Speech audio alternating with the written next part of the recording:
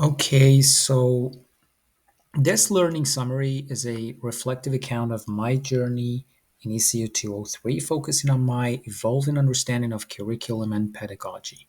So, through this course, I have explored the complexities of how curriculum serves as both a framework for learning and a reflection of societal values, and how pedagogy shapes and is shaped by this framework.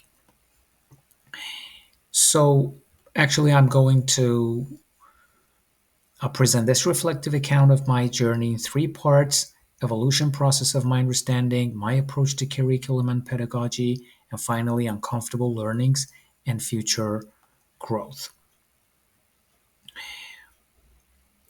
So, the first part, evolution process of understanding curriculum and pedagogy.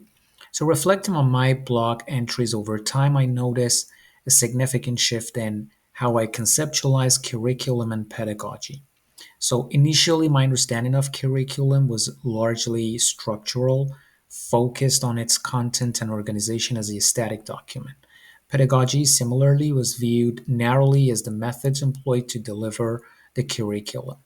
Throughout ECU 203 course, however, my perspective evolved to see curriculum as a dynamic and contextualized framework that interacts with societal values, student needs, and teacher agency. While my earlier view treated curriculum and pedagogy as separate, I now see them as intertwined.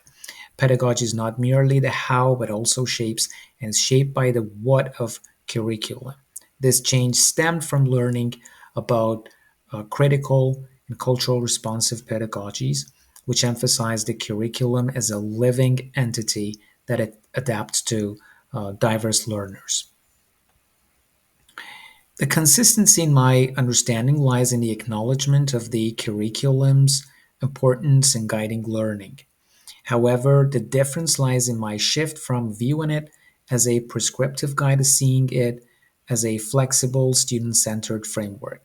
This evolution was influenced by deeper engagement with theories like Dewey's emphasis on experiential learning and Freyr's critical pedagogy, which challenged traditional top down educational models.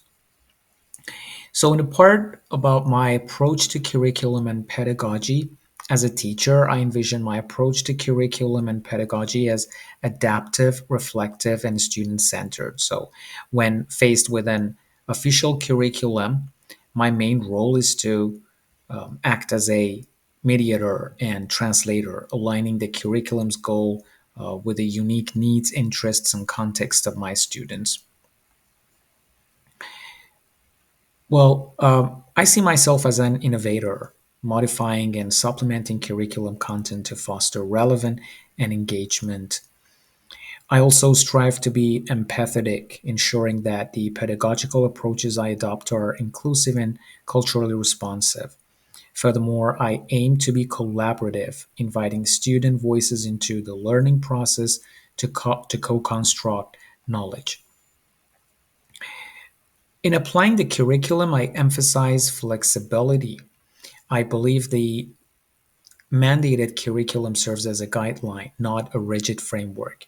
My approach would involve integrating experiential and inquiry based learning strategies to encourage critical thinking and agency in my students.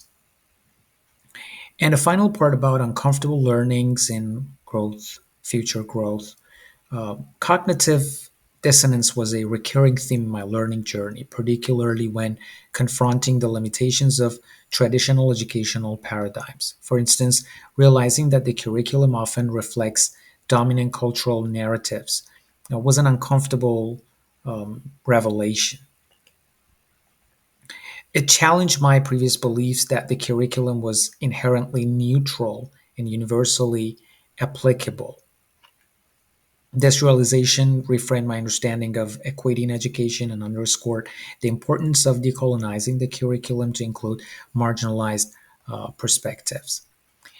Another moment of discomfort came when exploring the concept of teacher agency. Initially, I assumed that teachers were merely implementers of a predefined curriculum. However, understanding the role of teachers as co-creators of knowledge and recognizing the ethical responsibility this entails challenged my comfort zone.